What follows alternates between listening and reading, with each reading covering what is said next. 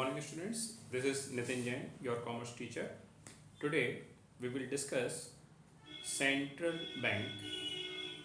Central bank केंद्रीय bank, पूरे देश भर का कोई सा भी एक बैंक, नॉट कोई सा भी, पूरे देश भर का एक बैंक जो पूरे देश की इकोनॉमी को कंट्रोल और मैनेज करता है, गवर्नमेंट के लिए बहुत सारे वर्क परफॉर्म करता है।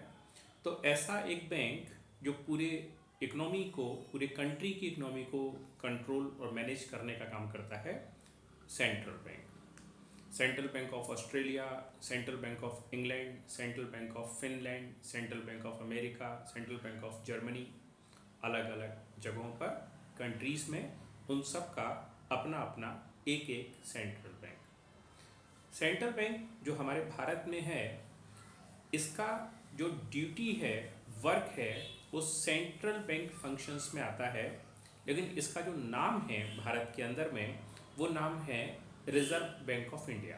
माने भारत का जो रिजर्व बैंक है, रिजर्व बैंक ऑफ इंडिया, ये भारत में सेंट्रल बैंक का फंक्शन परफॉर्म करता है। अमेरिका में उनका जो सेंट्रल बैंक है, that is work in the name of federal bank. लेकिन इसके अलावा जो कंट्रीज़ हैं, Scotland, Australia, Germany, France, Italy, हर जगहों पर उनका अपना एक एक बैंक है और वो बैंक सेंट्रल बैंक के नाम से ही वर्क करता है।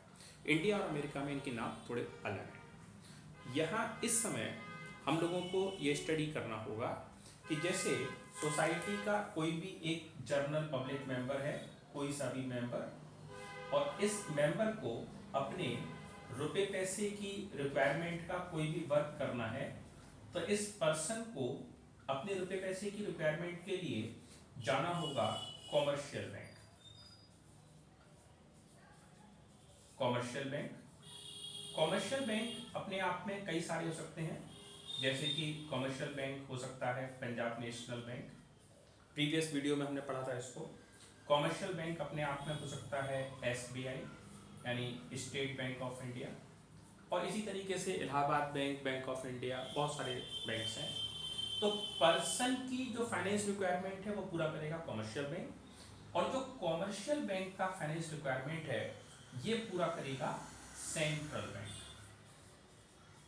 तो सेंट्रल बैंक जो हमारे भारत में है, वो सेंट्रल बैंक का नाम भारत के अंदर वाले का आरबीआई, और central bank of America, central bank of England, central bank of Germany, तो इनका जो फाइनेंस का रिक्वायरमेंट है सेंट्रल बैंक का, दरअसल में ये पूरा करेगा वर्ल्ड बैंक।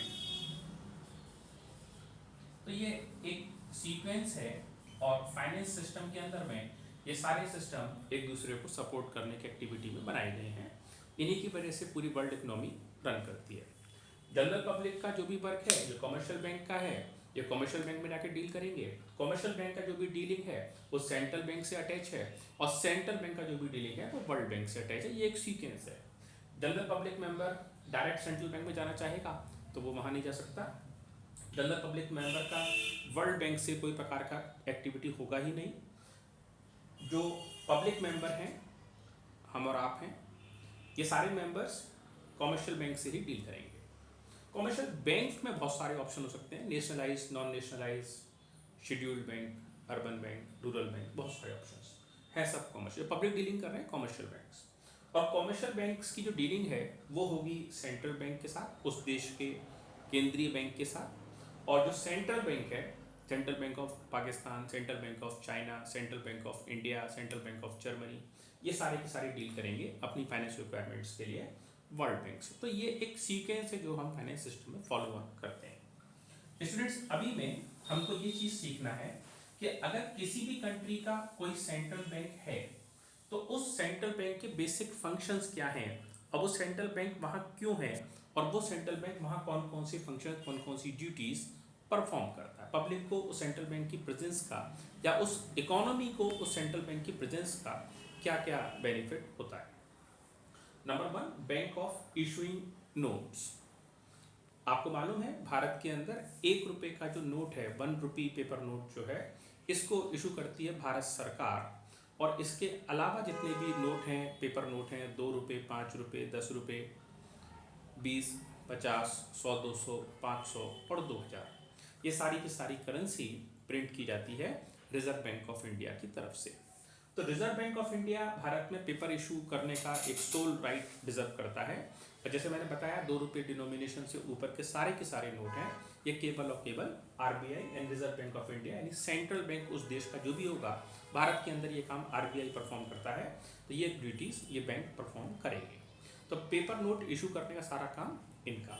साथ ही साथ इनको ये भी देखना होगा कि ऐसा ना हो जाए कि जैसे सपोज पेपर नोट जो प्रिंट होते हैं वो देवास में प्रिंट होते हैं और इसके अलग अलग मिंट हैं जहाँ जहाँ पर ये पेपर नोट प्रिंटिंग का सिस्टम है। तो इंडिया के अंदर देवास में, होशंगाबाद में और एक और जगह मैं बता दूंगा अभी। तो ये 3 जगहों पर टोटल जा करके भारत सरकार की ओर से पेपर करेंसी नोट प्रिंट हो रहे हैं। तो इन सभी जगहों में ऐसा ना हो जाए कि जैसे मालूम पड़ा कि महाराष्ट्र में तो जितने भी पेपर नोट हैं ये सारे के सारे पेपर नोट बिल्कुल नई करेंसी यूज़ हो रही है, और मालूम पड़ा कि बिहार और सिक्किम वाले हैं ये बिल्कुल सड़ी गली पुरानी करेंसी यूज़ कर रहे हैं, फटी टूटी करेंसी यूज़ कर रहे हैं। ऐसा नहीं होना चाहिए। पूरी सब जगह पर एक जैसे क्वालिटी का, गुड क्वालिटी का पेपर नोट सर्कुलेशन में रहना चाहिए। ख़राब नोट हैं वो टाइम से हटा दिए जाएं और उसकी जगह पर रिप्लेस करके नई करेंसी मार्केट में लाई जाए। पब्लिक की कन्वीनियंस के लिए ऐसा ना हो जाए कि कहीं पर 2-2 हज़ार रुपये के ही नोट अवेलेबल हैं, छोटा नोट ही अवेलेबल नहीं है, और कहीं पर केवल 50-50 के ही नोट अवेलेबल हैं, कहीं 20-20 के ही अवेलेबल हैं। तो हर तरह का करेंसी हर जगह के मार्केट में अवेलेबल हो, ये ध्यान रखने का काम भी सेंट्रल बैंक का है कि हर तरह की करेंसी हर जगह अवेलेबल हो, quality of paper currency good and fine बनी रहे। पब्लिक को इस करेंसी को यूज़ करने में कोई प्रकार की इनकन्वीनियंस है तो उसको समझना और उसके कंसर्निंग सॉल्यूशन ढूंढ करके सॉल्यूशन निकालना, ये काम भी इन्हीं सेंट्रल बैंक का है और सेंट्रल बैंक ये ड्यूटी भी परफॉर्म करता है। तो ultimately issue of paper notes का ये काम सेंट्रल बैंक का एक काम। नेक्स्ट नंबर है, इसके अंदर में जैसे मैंने बताया कि पेपर करेंसी नोट प्रिंट होते हैं, मिंट है, तो ये होशंगाबाद में है, नासिक में है, और होशंगाबाद, नासिक और देवास 3 जगह पर ये पेपर करेंसी का प्रिंट होने का भारत का सिस्टम। अब यहाँ से आगे बैंकर्स टू द गवर्नमेंट। मान लीजिए मैं एक कोई पर्सन नितिन कुमार जैन, मैंने कुछ इनकम की है और मेरे को अपने द्वारा की जाने वाली इनकम पर टैक्स भारत सरकार को देना है।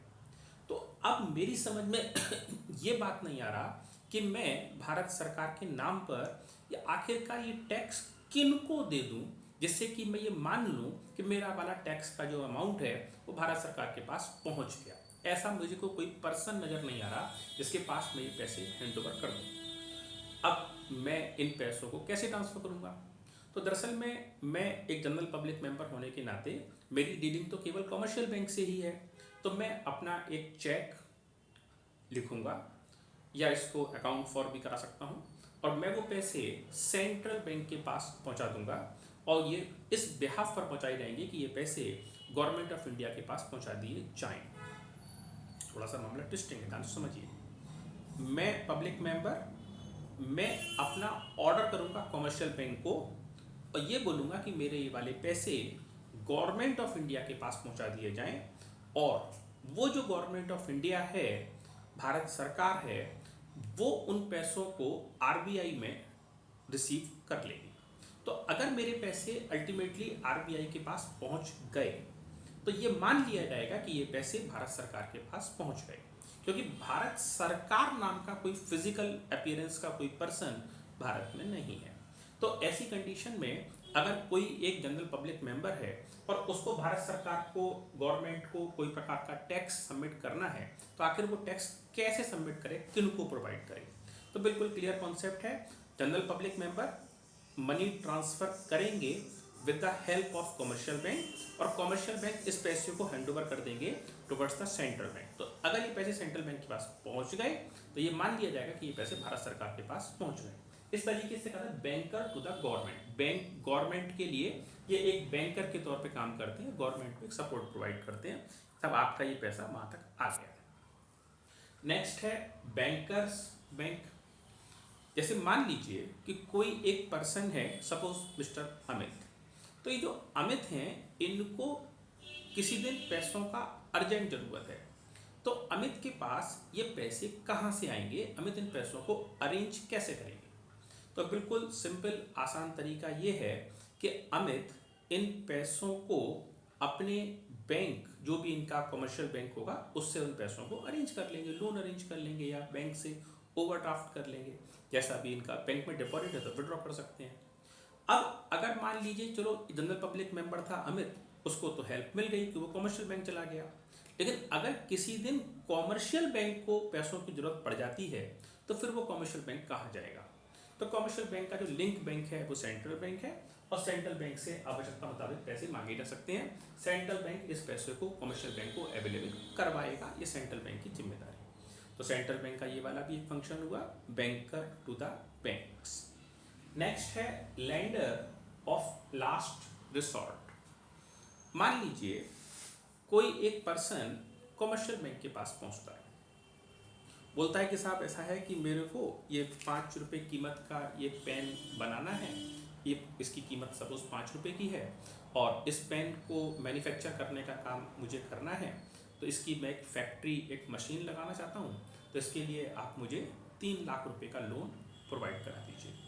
मशीन आएगा, रॉ मटेरियल आएगा, मार्केट में सप्लाई करना है, पैकिंग मटेरियल चाहिएगा, तो 3 लाख रुपए का लोन आप मुझे अवेलेबल करा दीजिए। इससे मैं 5 रुपये कीमत का कोई एक प्रोडक्ट बना करके मार्केट में बेचूंगा। तो कमर्शियल बैंक कह रहा है कि ठीक है, आप हमें गारंटी करा दो, हम आपको 3 लाख रुपए का लोन दे देंगे। तो कमर्शियल बैंक के पास इतने पैसे हैं कि वो 3 लाख रुपए का फाइनेंस, 3 लाख रुपए का लोन किसी पर्सन को दे दें। ठीक है, 5 रुपये का प्रोडक्ट। कोई दूसरा पर्सन पहुंचा, उसने कहा मेरे को जो है साइकिल बनानी है, तो ठीक है, बैंक कह रहा है ठीक, तो साइकिल बनाओ, क्या दिक्कत है। तो पर्सन कह रहा था मुझे साइकिल बनाने के लिए फैक्ट्री डालनी होगी, और फैक्ट्री डालने के लिए मुझे लोन चाहिए। तो बैंक कह रही है ठीक है, लोन प्रोवाइड कर देंगे। साइकिल कितने रुपए की है? तो पर्सन कह रहा है कि साहब साइकिल 5,000 रुपये की है। ओके, तो 5,000 रुपये की साइकिल के चाहिए होने के लिए लोन कितने रुपए का तो फैक्ट्री डालने के लिए चाहिए? तो पर्सन कह रहा था मुझे 2 करोड़ रुपए कीमत का लोन चाहिए। तो बैंक कह रहा है ओके, आप सिक्योरिटी डिपॉजिट करिए, 2 करोड़ रुपए का लोन आपको चाहिए, वो आपको हम अवेलेबल करा देंगे, हो जाए। तो कमर्शियल बैंक के पास इतने पैसे भी हैं कि वो आपको 2 करोड़ रुपए कीमत का लोन प्रोवाइड करा दें। लेकिन अब एक तीसरा पर्सन वहाँ पहुँचा, उसने कहा था मुझे भी लोन चाहिए। तो भारत सरकार का कमर्शियल बैंक पूछेगा कि भाई लोन क्यों चाहिए?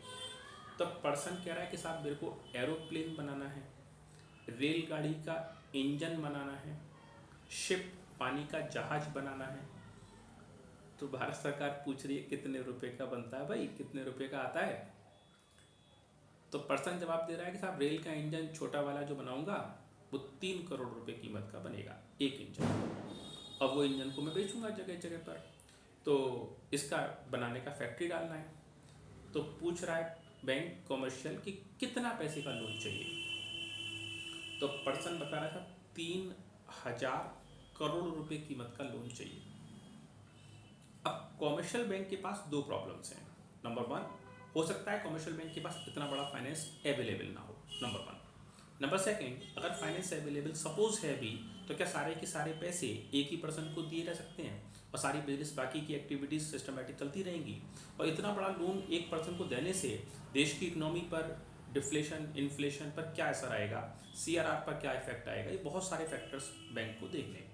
लेकिन दूसरी तरफ बैंक को ये भी ध्यान रखना है कि अगर देश में aeroplanes, metro trains, engine, ship या इस तरीके के वॉरहेड्स या बड़े प्रोजेक्ट नहीं बनेंगे तो देश का इकोनॉमिक डेवलपमेंट भी नहीं होगा।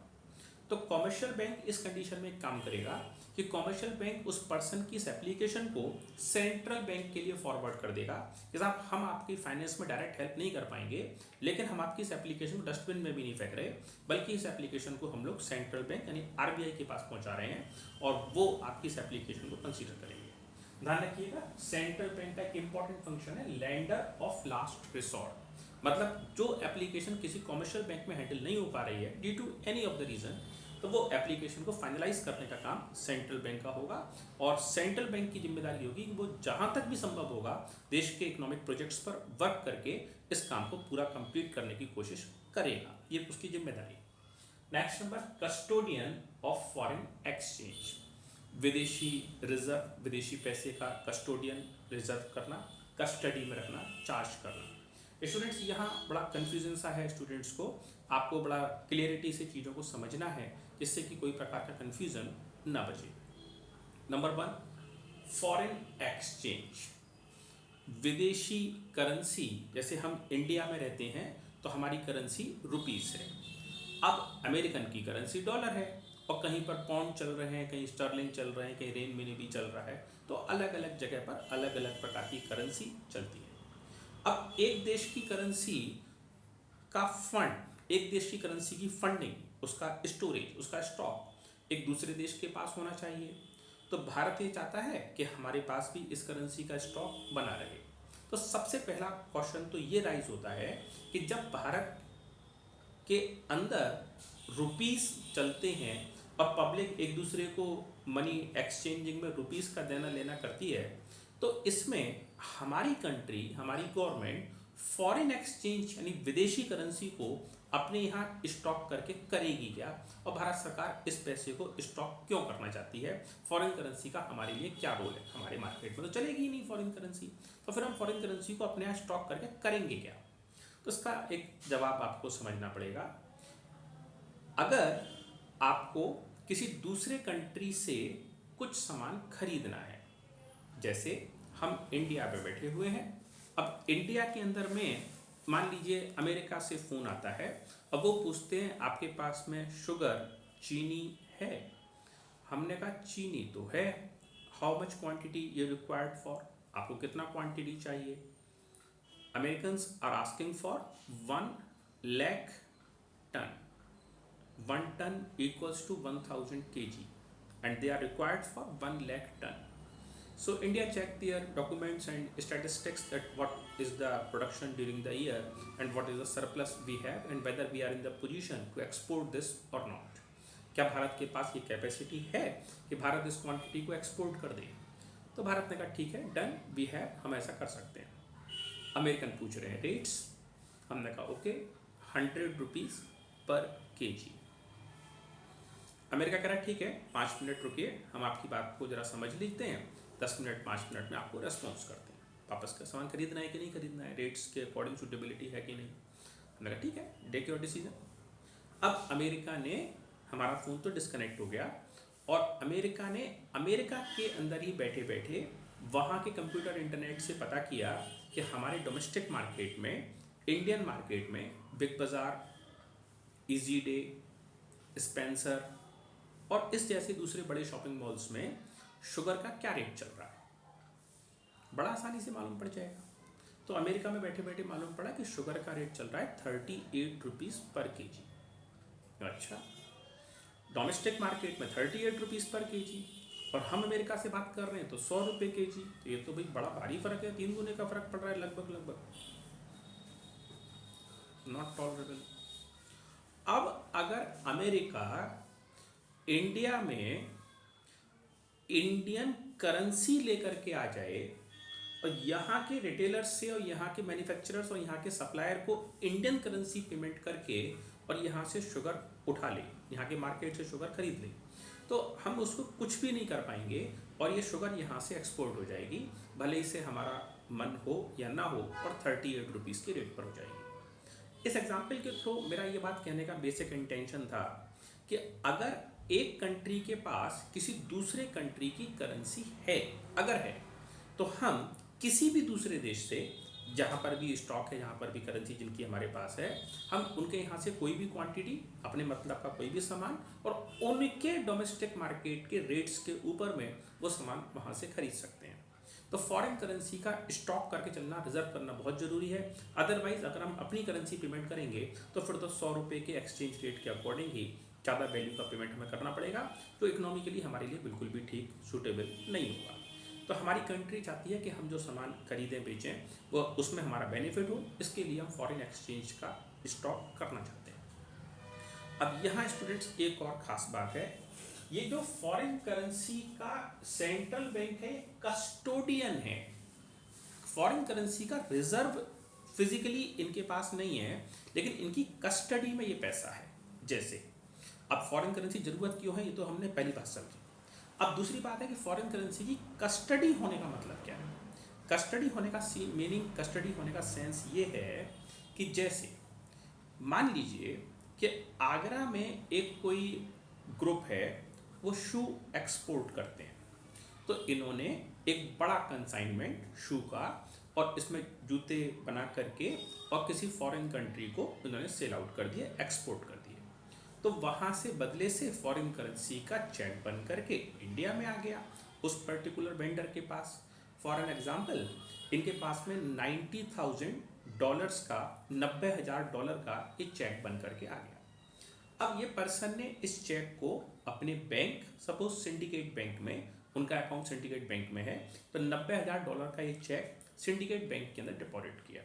तो ठीक है, अब सिंडिकेट बैंक क्या करेगा कि इस व्यापारी के अकाउंट में $90,000 और मल्टीप्लाई विद एक्सचेंज रेट, जैसे सपोज आज की डेट में मान लीजिए एक्सचेंज रेट 79 चल रहा है फॉर एग्जाम्पल, तो $90,000 इंटू 79, इतना पैसा जो होगा वो इंडियन रुपीज़ में उस पर्टिकुलर बिजनेसमैन के अकाउंट में अकाउंट फॉर कर दिया जाएगा, पैसा ट्रांसफ़र कर दिया जाएगा, क्रेडिट कर दिया जाएगा।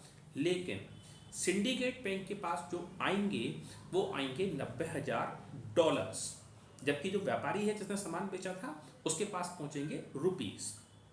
तो $90,000 का जो स्टॉक है वो दरअसल में अवेलेबल है कॉमर्शियल बैंक के पास।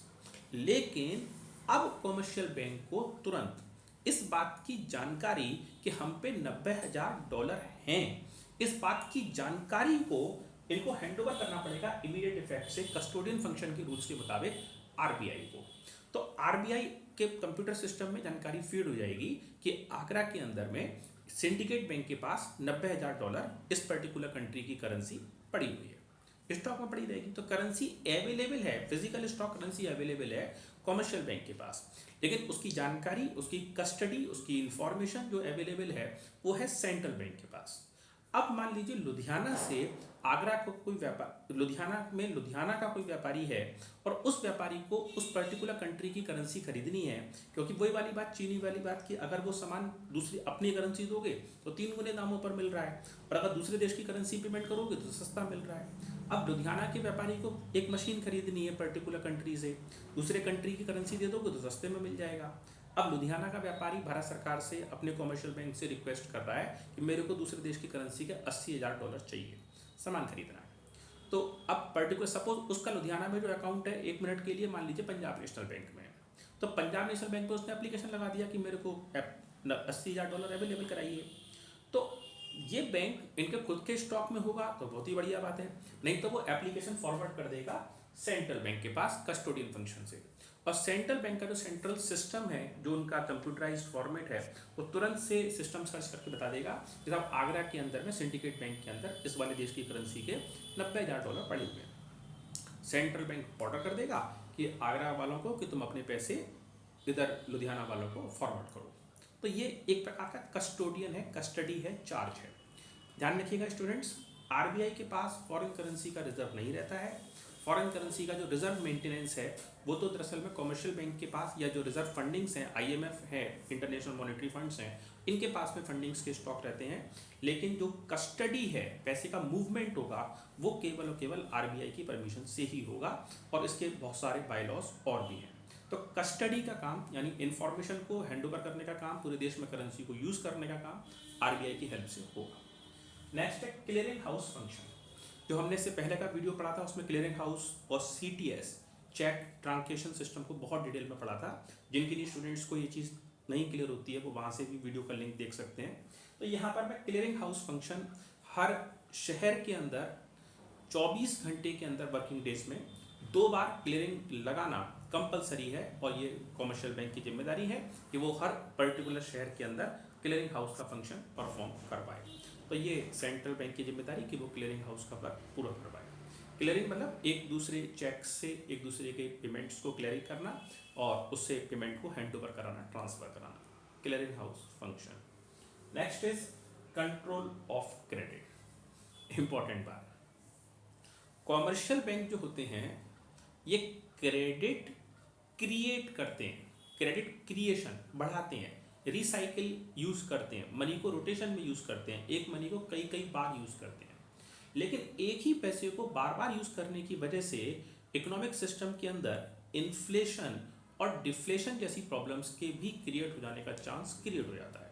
इस बात का चांस बन जाता है, इस बात का रिस्क बन जाता है कि वहाँ पर इन्फ्लेशन या डिफ्लेशन ना फैल जाए। तो इस प्रॉब्लम को शॉर्ट आउट करने का काम जो है सेंट्रल बैंक के हाथ में कंट्रोल है, और ये टाइम टू टाइम इन्फॉर्म करते हैं कि आपको CRR का कितना रेट रखना है या SLR कितना रेट रखना है। CRR cash reserve ratio, SLR statutory liquid ratio. मेरे पास कई सारे स्टूडेंट्स आकर के पूछते हैं कि सर ये कौन सा वाला पैसा कहाँ पर रहेगा, CRR वाला पैसा किन के पास रहने वाला है, SLR वाला पैसा किन के पास रहने वाला है। तो CRR कैश रिजर्व रेशो है, ये कमर्शियल बैंक के पास जो भी प्राइमरी या सेकेंडरी डिपॉजिट आएगा उस पैसे का जो परसेंटेज सेंट्रल बैंक फिक्स करेगा उतना पैसा पहुंचाना पड़ेगा सेंट्रल बैंक के पास। CRR जो पैसा कमर्शियल बैंक की तरफ से RBI को या RBI के इंस्ट्रक्शन पर, यानी सेंट्रल बैंक को या सेंट्रल बैंक के इंस्ट्रक्शन पर जहां भी कहीं पैसा फॉरवर्ड करना पड़ जाएगा, that is called cash reserve ratio, that is against total deposit, that may be primary deposit, that may be secondary deposit. उसके अगेंस्ट जो पैसा आएगा उसको RBI इंस्ट्रक्शन के मुताबिक या तो RBI के पास यानी सेंट्रल बैंक के पास या फिर सेंट्रल बैंक के इंस्ट्रक्शन के अकॉर्डिंग किसी दूसरे बैंक के पास इस पैसे को पहुंचाना पड़ेगा। तो ये तो काम हुआ CRR cash reserve ratio. Statutory liquid ratio SLR ये भी एक अमाउंट है, और जो प्राइमरी डिपॉजिट और सेकेंडरी डिपॉजिट के अगेंस्ट एक परसेंटेज जो RBI गवर्न करेगा, सेंट्रल बैंक फिक्स करेगा, उतने पैसे को इस बैंक को अपने खुद के पास अपनी खुद की बैंक ब्रांच में उस पैसे को रखना होगा। इस पैसे को भी ये कमर्शियल बैंक यूज नहीं कर सकता है, लेकिन इसको अपने खुद के पास इस पैसे को अपने रिजर्व के अगेंस्ट परसेंटेज के अकॉर्डिंग रखना पड़ेगा। कई बार स्टूडेंट कहते हैं सर भूल जाते हैं कि CRR वाला पैसा RBI का है, RBI के पास पहुंचाना है, या SLR वाला पैसा पहुंचाना है। तो वैसे तो इनके नाम कैश रिजर्व रेशो और statutory liquid ratio CRR SLR हैं, लेकिन मैंने स्टूडेंट्स को पढ़ाने के समय ये कहा कि आप S को अपने दिमाग से लिंक कर लीजिए सेल्फ, SELF, किसी से कहना नहीं कि सेल्फ रिजर्व रेशो, उसका नाम तो स्टैच्यूरी लिक्विड रेशो है, लेकिन उसको क्लिक कर लीजिए सेल्फ रिजर्व रेशो SLR। इसका मतलब अब आपको याद रहेगा कि कमर्शियल बैंक को ये पैसे सेल्फ यानी अपने खुद के पास रखने हैं। तो स्टूडेंट्स ये सिर्फ समझाने के लिए, पेपर में सही क्वेश्चन अटेम्प्ट करके लाने के लिए, का सही नाम स्टैच्यूरी लिक्विड रेशो है, और स्टैच्यूरी लिक्विड रेशो के ही नाम से आपको इस कॉन्सेप्ट को याद करना है, यूज़ करना है, वर्किंग करना है। तो अल्टीमेटली ये जो फंक्शंस थे ये सेंट्रल बैंक के फंक्शंस थे। हम इन शॉर्ट एक बार उसको रिवाइज कर लेते हैं। सेंट्रल बैंक पूरे देश का केंद्रीय बैंक है, पूरे देश का एक बैंक है, सबसे बड़ा बैंक है, एपेक्स बैंक है। 1934 में भारत के अंदर सेंट्रल बैंक की स्थापना हुई।